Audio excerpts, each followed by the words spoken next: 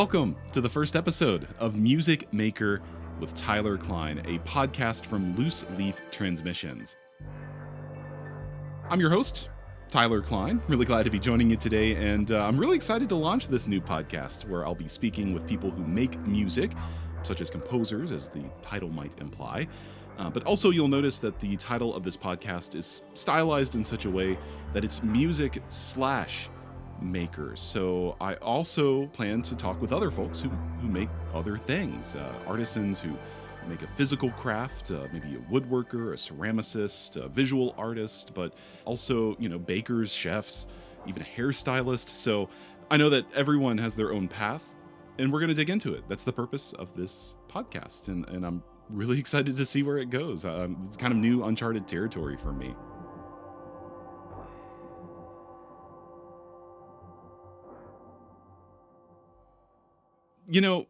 I can pinpoint a few times in my life where I found myself on this path myself, a path of artistry where, I kind of felt like what I was doing wasn't quite right for me. But it was the thing that everyone told me that, you have to do this to have financial security or to be successful in general. And, I kind of turned my back on that advice a lot of times. I thought, this doesn't feel right. It's not serving me. And I kind of just did my own thing. I kind of forged my own path. But even with that in mind, it took me a really long time to be comfortable with that, to realize that there is no one size fits all path. We are all on our own paths. And it's worth thinking about for myself. And I'm going to share a little bit about that with you today. But it's also worth investigating with other people because, in my opinion, the worst thing that could happen is for some artistic or creative person to think, well, maybe I shouldn't be making anything because I don't want to be doing it this way. I want to do it this way, but this way is quote unquote wrong.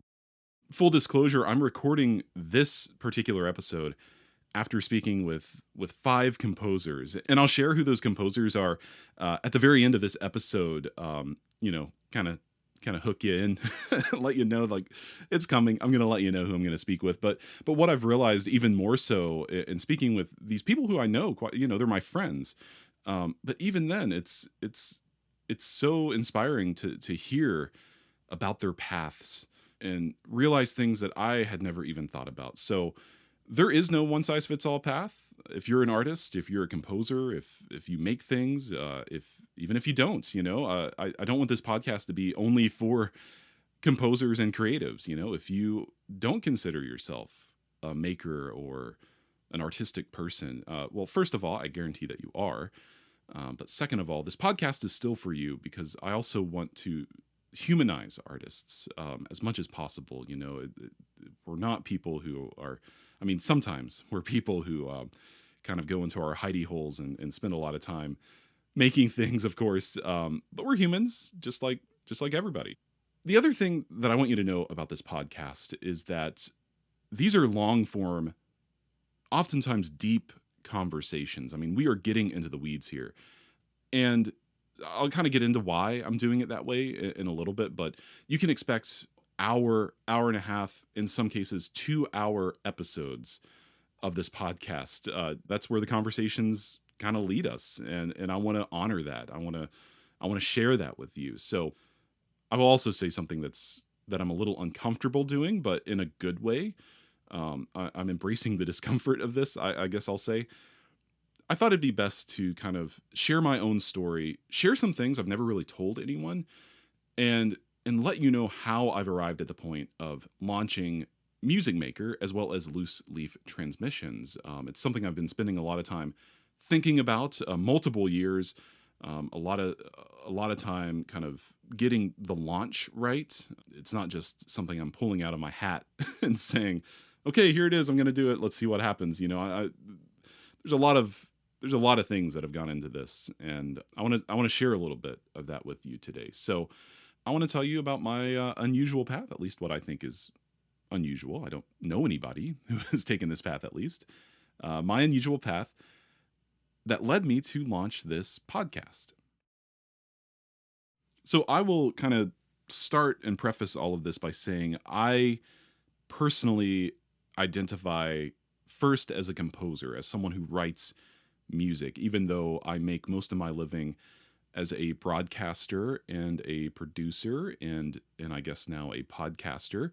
I see myself first as a composer, and I'll probably take another kind of little solo episode like this at some point in the not too distant future and tell you about my journey as a composer.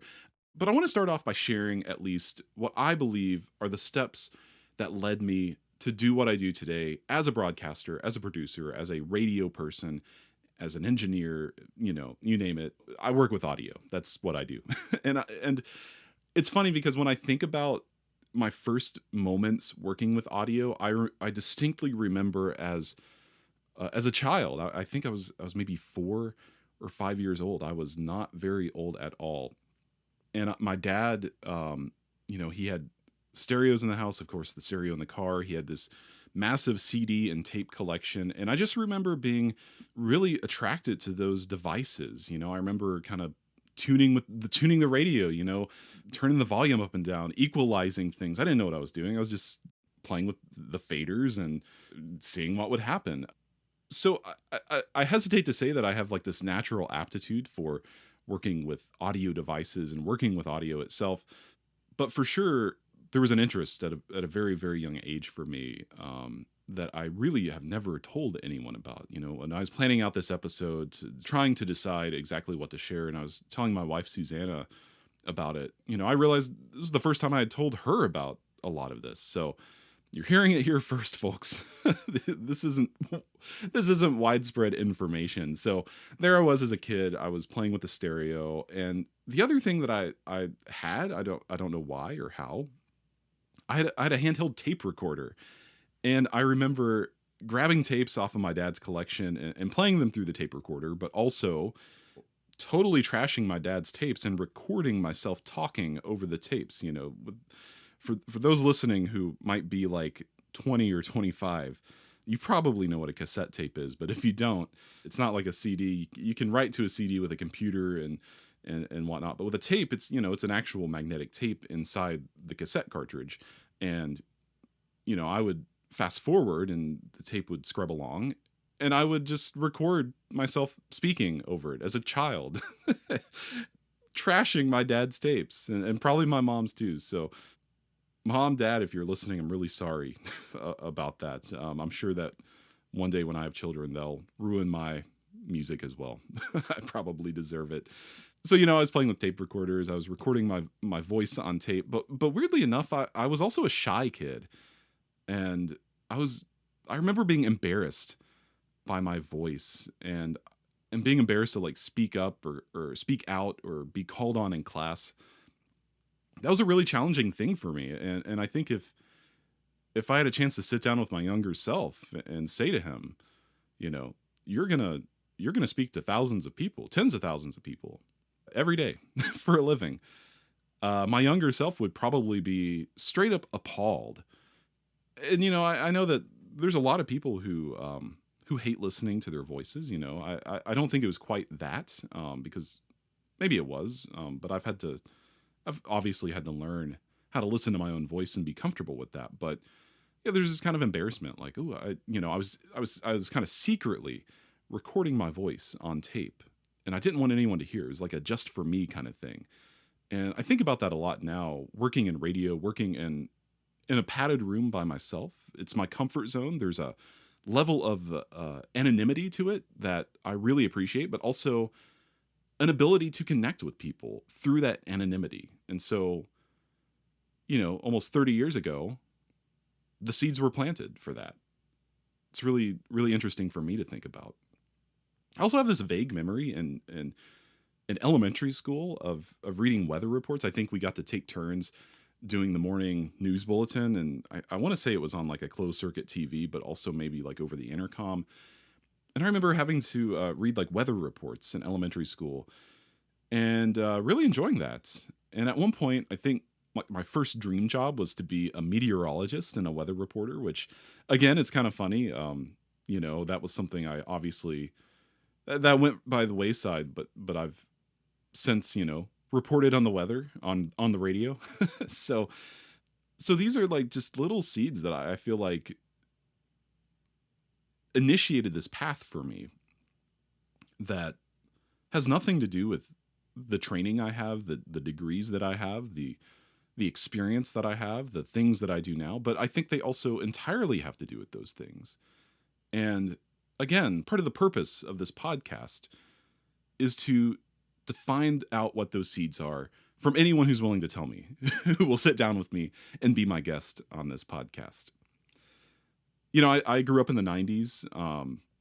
I was born in 1991, and that was at a time, a really beautiful time. And I talk about this on this podcast with multiple guests because I think we all feel this way, millennials specifically, but I think all of us about the same age as me feel this way, that, you know, we grew up at a time where the internet was growing up while we were. The internet was far different than what it is today. And computers as well. You know, this was, to me, it was like, you know, technology wasn't as sophisticated, but my grandfather was a computer programmer for IBM, so we always had computers in the house. I think for that reason, he had just extra computers, and so maybe I was lucky in that regard. You know, I had a computer in the house from an early age, and the computer room kind of developed, right? Like a space in the house, you know, maybe a home office, maybe a closet, maybe just a desk in a room where, you know, you'd log onto the computer. It'd be a very specific, you know, you're logging on for a specific thing to do. The internet was, in my earliest memories, the internet, we didn't have internet. And then when we did, it was dial-up, right? So in order to be on the internet, you had to tie up the phone line, and this was before cell phones. So, you know, you really had to have a purpose when you sat down with the computer and know what you were doing, and especially if it was on the internet, kind of get in and out and be done with it so that, you know, mom can use the phone or dad can use the phone to call someone, or in case somebody needs to call us. But I think about those kind of early years of my life I was just describing, about being interested in my dad's audio equipment, the stereos and tape recorders and whatnot. And I think that naturally applied to computers and everything that entailed. You know, it was very natural to me to sit down at a computer and figure out what to do. I mean, it still is. And, you know, I remember getting into middle school and high school. And once I was like becoming a musician, right? Like in high school band, finding myself somehow with gear, like microphones and whatnot, you know, nothing good. I mean, they were just means to record myself. And I remember downloading Audacity. If you don't know what Audacity is, it's basically a really rudimentary and, more importantly, a free audio editing software. And actually, I say rudimentary. I think you can do a lot of really, really great things with Audacity. And actually, I still use Audacity to this day. It's like been a part of most of my life. It's kind of weird, but also kind of cool, right?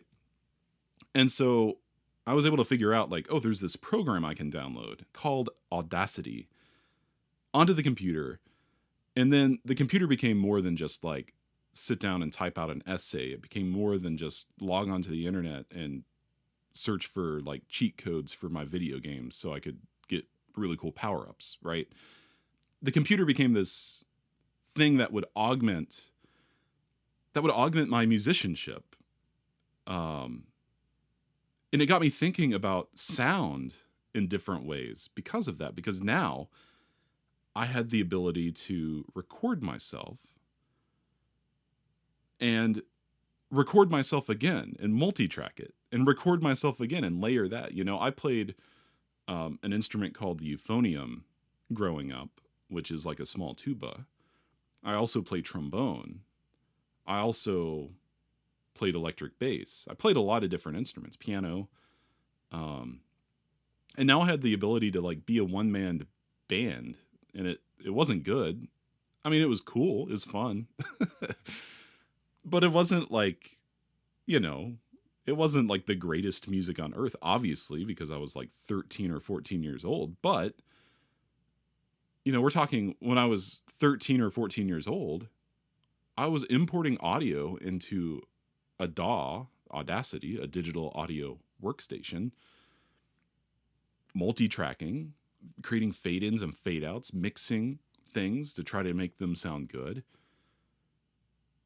And I was just having fun, but now that's like my job. That's a big part of my job.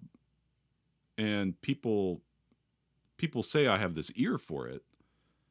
I don't remember a time not having an ear for it, or I guess maybe put a better way, I would hope that I would have an ear for it if I spent most of my life playing around with it. I also remember, and this is like a really interesting sidebar, I guess. I remember recording myself on a mini disc recorder. If you don't know what a mini disc is, just Google it. It's hard to describe. And that was like a major way that I would take my ability to record myself with me, where it was very portable. And a lot of that stuff that I recorded and worked with in Audacity, I record it through the mini disc recorder. And so I also played in bands in high school, or one band, I guess. And so once again, it was like we record ourselves, and eventually another friend of mine would record us and mix it. But initially it was like, I was meeting up with friends. It wasn't just me recording myself and mixing it. It was me and my friends, making music together. And, I know now that this is a common story, but for me, it was like, I felt like it was this really unique kind of fun thing that I got to do with my friends. And the other thing to remember, we're talking now about 2004, 2005, maybe 6 or 7, about 20 years ago, 15 years ago. The beauty of the internet at that time was, there's a lot of great things about it. And a lot of the bad stuff on the internet now did not exist. It wasn't heavily monetized the way that it is now. It wasn't this platform for hate and political division. It probably was in some way, but not like it is now. And certainly as a 14-year-old, I wasn't encountering that online. But this was like the early days of social media. And the earliest social media that I remember is MySpace. And you could have your MySpace profile, and connect with your friends. There will probably be like historical anecdotes about MySpace one day, if not already. But, it was like a fun way to connect with friends. But you could have a band page. And it wasn't like you had to be in a big famous band to make a band page on MySpace. You could just make one. And so I did for my band that I played with in high school. Garage band, I should clarify, because I was in school band. And obviously I wasn't putting our stuff on MySpace. But I was also, putting my own weird little experiments up there. and that was like a way that I could share it with people. And again, that's been the case ever since. The tools have changed. The sophistication has changed. But the general premise hasn't changed. I make music, and I'm excited to share it with the world, and put it out there. Or in this case, I make radio. I make audio things. And I put it up online, and I hope that people will enjoy listening to it. So I'm an only child. I was an introvert as a child. I still kind of am in different ways. And I think all of this stuff came really naturally to me. But other than my friends, seeing the way I would do things, and my friends doing them too. Like most of my teachers probably didn't know I was doing this, but still, there were some grown-ups in my life in high school who offhandedly encouraged me to pursue radio. And I thought it was a little crazy because, again, I was like quiet. I didn't like to speak ever. Most of my extrovertedness was through being a musician. But for whatever reason, I'd struck out on all the times I had tried to get jobs in high school. I tried to be I tried to work for Kroger, the grocery store, and I would do anything there. And it was like, no. I tried to work for the local department store. No. I was never able to get a job in high school, which is fine. It gave me time to focus on music. And so I thought it was interesting. Like maybe yeah, I could get a radio job. I don't know what that means or how to do it, but sure, I'll do it. And so on my first day of my undergraduate studies at Morehead State University in Kentucky, the music building was next door to where the campus public radio station was. And I walked over there with a friend, actually. We walked over there and asked, I'm interested in doing radio. What do I have to do to work here? And the answer was volunteer for a semester and we'll put you on payroll. And so that's what I did. I wasn't a communications or broadcast or journalism major. I just, people had said, oh, you should go on the radio. Like you have a good speaking voice. Maybe pursue radio. And in my head, I was like, no, I'm a music major. I'm a musician. I'm still that way, by the way. I already said that. But, I was going to get a music degree. But why not do radio as a job? That's what it was to me. It was a job. And it became a great job. In college, I worked as a board operator. I would get to host. I would eventually get to be a news anchor. And even more importantly, I would get to produce feature stories and conduct interviews.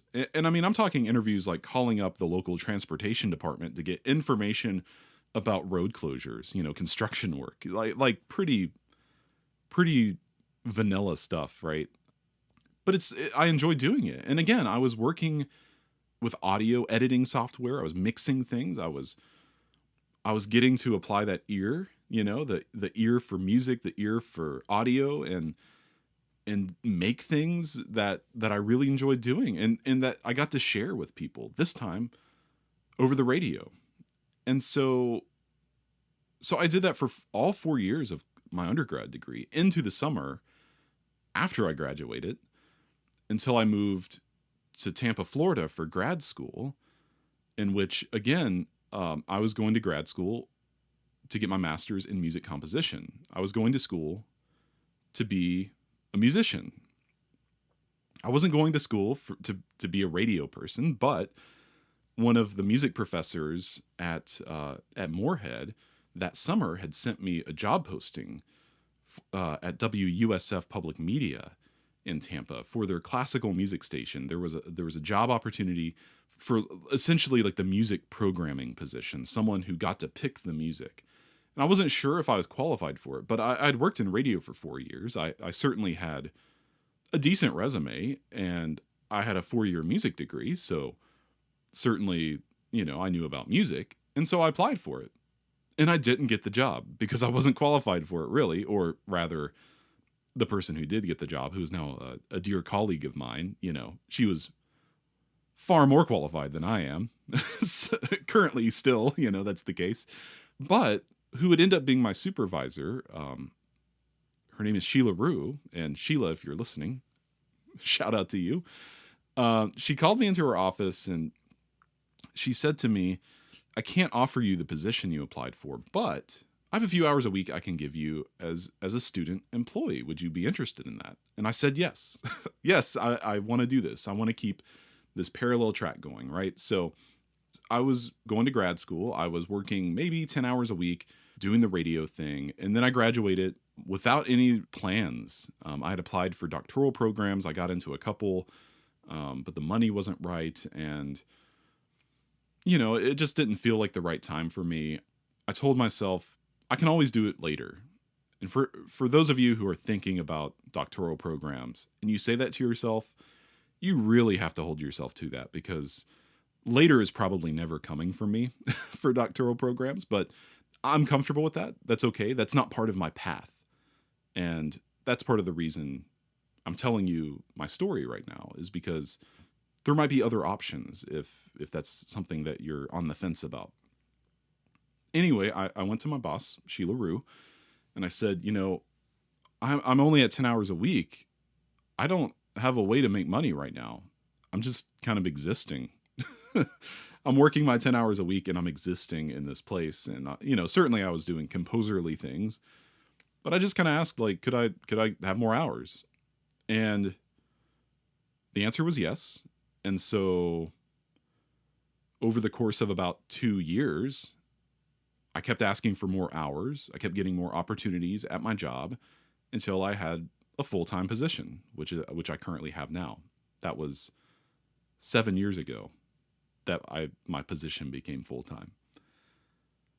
I have to back up for a second and talk about this issue of a doctoral program for me, because I think it entirely ties into the reason I do the things I do now with my life. As a composer myself, the number one thing that I hate about being a composer is that I feel like I have to compete with everyone else who is a composer. I'm competing for people to play my music. I'm competing for grant opportunities. I'm competing for programming opportunities. There's so many composers. There's so many insanely great composers. And there's just, it just feels like there's not enough opportunities for all of us. And on top of that, organizations who are in a position to program music often gravitate towards the same people, right? Like there's a lack of curiosity from a curatorial perspective at a lot of these major organizations. And a lot of really, really amazing people slip through the cracks. And I hate that that's the case. I think it's getting better. But, about 10 years ago when I was applying for doctoral programs, it felt really bad. In retrospect, I'm really glad I didn't pursue that path. I don't think it was the right thing for me. I think a big reason for that is because that is a life of competing. Sure, like teaching young composers too, which I would love to be doing. But it's competing with a bunch of composers as well. And that feeling of competition has always been like a thorn in my side. It's always been discouraging. It's brought me to the edge, made me question whether or not I should even be a composer, when that is the most central thing to my identity. And so I was feeling discouraged by competing. And I mean that in every sense, like both in my own success and acceptances I was getting, and of course the rejection, which is a big part of it. I've always said that, I went through school on this parallel track. I was working in radio, but I was going to school for music. And about 5 years ago, those two parallel tracks intersected when I created and launched a radio program called Modern Notebook. And I'm not gonna get into the weeds talking about Modern Notebook right here, because I would be talking for even longer. And I think most of the people who are listening to this, who know me, are well aware of what Modern Notebook is. So I won't get into it. But with Modern Notebook, I figured out a way that I could utilize my skill sets as a curator, as a broadcaster, as a producer, and as a radio host, and utilize my platform that was a radio station, right? Like broadcasting out via the radio. And this was a way that I could support as many composers as I could in my own way. Obviously, I can't give a bunch of money to everybody. For instance, I can't introduce everyone to one another and make those connections. I wish I could. But in hosting a radio show focused on living composers, at least I could share with audiences, with whoever chose to listen. I could share all the wonderful music that exists today. It makes me think of that all boats rise with the tide, right? Like if Modern Notebook is the tide, if I can be successful with Modern Notebook, I can bring everyone else along with me. And so with Modern Notebook, my focus is on connecting listeners to this music, which I will admit has had, quite a stigma, I guess, for lack of a better word. Like, contemporary music over the 20th century, I think especially, developed quite a bit of a stigma, especially in orchestral programming, especially in classical music radio programming. And so I think what listeners need, especially on the radio when you can't see the people playing the music, I think people really need context and stories to connect them to this music, to find a reflection of their lives in this music, because, these are living composers. They're living through what we all are living through. It's not like Beethoven or Mozart, who, could not even dream of what a television was. We exist in this world as a part of this society. And sometimes that music is challenging. But so is society. And so is living. So, I can draw those connections and open people up to this music through context and stories, but also my enthusiasm. I'm really excited about it. I talk about this with some of my guests over the next month or so, but I had a very strange music education, I think. I didn't formally study with a composer until grad school, and because of that, I went 21 years of my life as a musician, as a very curious musician, I might add. It was like I was living under a rock, and then I got to grad school and found out there's a whole universe of this stuff.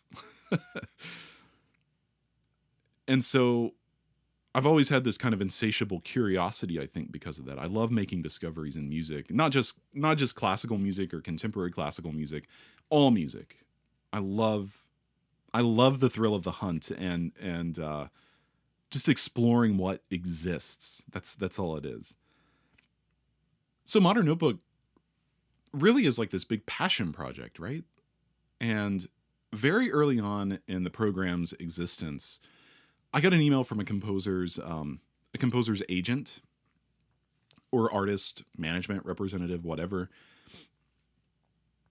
And they were asking me, would I be willing to chat with whoever it was, so-and-so, because they were coming to town. They had a performance happening with the orchestra, and your show seems like a perfect venue to speak with them. And I agreed to it. It was a kind of scary thing for me. It's like, I haven't really been doing this. I haven't really done this for very long. And I haven't interviewed anyone for the radio in maybe 5 years, but I agreed to it. And I would keep getting emails from time to time. It's not a regular part of Modern Notebook. Interviews are very occasional. It's only like a timely thing. It's not anything done with any regular frequency or pattern, for that matter. But I really enjoyed that interview process. And it's almost April 2024 at the time of recording this. Last October 2023, I had the opportunity to speak with a number of composers as part of this program called the Suncoast Composers Fellowship Program. And what that series of interviews made me realize was, even though for the radio I would edit these interviews to a shorter length and present them as an unabridged version online, even in that online version, there are so many constraints to radio. There are so many constraints when it comes to the duration of things, because of radio. I've worked in radio for half of my life, and I can speak for a minute and not even have a timer and know that it's been a minute, right? Like that's how built into my system, my biology at this point. That's how ingrained it is these constraints. And it was starting to bother me that I couldn't speak with people longer. You know, I could, but it wasn't really the venue for that. So that's really when I started to seriously think about doing a podcast like this, where I could talk to people and there was no limit. I didn't have to fit inside of an hour. I didn't have to think about putting an insert in for what we'd call a break. Now I can just talk to people and probably still do those things for ad inserts so I can make some money, full disclosure. But it's a really exciting opportunity for me to be able to just freely talk to people and dig deep and go to places that I wouldn't get to otherwise go to on the radio, you know? There's another aspect of this that I need to rant about. I need to vent about something because it goes into my thinking of this podcast, Music Maker. There's this trend right now in the multimedia space. Part of this is podcasts. It goes beyond podcasts. It's a byproduct of social media. And that is, you know, this kind of short form, fleeting content. I don't like the word content, by the way. I'm doing my best to avoid using it and describing anything I do because it's so surface level. This venture, this new path that I'm now going down, is a rejection of all of that. I don't want to churn out content. I don't want to do the shotgun approach and just see what happens. Like, as long as I crank, boom, boom, boom, someone's going to see it, you know? I think there are better ways. I think it's a disservice to people, really, to buy into that. So I'm not going to do any of that. I'm going to, you know, certainly I'll share clips and, you know, promote the show. But this is going to be a space where you can tune in, and I hope you enjoy listening for as long as the conversation happens. I think there's going to be some really great stuff. So, all of this being considered, this is truly what has led me to launch what I'm calling an audio-forward multimedia platform, Loose Leaf Transmissions, and underneath that is the Music Maker podcast, which you're listening to right now. And the intent is to have more podcasts down the line with different hosts. You know, that depends on how quickly I'm able to grow this thing. But everything I just described is why we're here right now, why I'm talking to you. Music Maker in particular is a way for me to do more to support the voices and stories of living composers as well as other creators. And so since I do this weekly 2-hour radio program that's very little talking compared to the music, you know, there's going to be less focus on music with it. We're not going to listen to any music on this podcast. One, because it's really hard to secure the rights for that. But two, the purpose of this podcast is more about the artistic journey. It's about going down those rabbit holes, finding out what those seeds are that have led artists into the life that they lead now. And, you know, over the years, I've worked and collaborated with other types of artists, visual artists, dancers. You know, my pandemic hobby was ceramics, so I know a lot of ceramicists. And so I don't want this to just be a platform for composers, though certainly that will be mostly who I talk to because that's who I am. But I'm gonna see who else I can get on, you know? And so many composers I know draw from extra musical subject matter, you know, like visual art, like dance, you know, like food even. I think it's worth talking to those people too. So I'm going to. I know them. I'm going to invite them on. And if you are one of those people and you want to join me, reach out. So yeah, that's all I've got. Thank you so much for getting this far. Again, I make a living doing radio, so I'm quite long-winded. I'll say it like that. And this is probably the most you'll hear me speak, actually, because when I interview people, when I talk to people, I don't want to interrupt them. So thanks for listening to my story. And as promised, I want to let you know who the first 5 people that I'm going to be speaking with over the next month or so. Once again, I'm releasing episodes each week, starting with Baljinder Sekon. He's a composer. Well, all 5 of these people are composers, actually. Baljinder is perhaps the whole reason I'm doing this podcast. He was my teacher in grad school, and just a really brilliant composer that I'm excited to share his story with you. Following Baljinder is Emma O'Halloran, Shelley Washington, Andrew Noseworthy, and Brett Copeland. I've got other people waiting in the wings, but I wanted to let you know this first batch of people that I'm speaking with, so you can get excited, right? And I hope you are excited.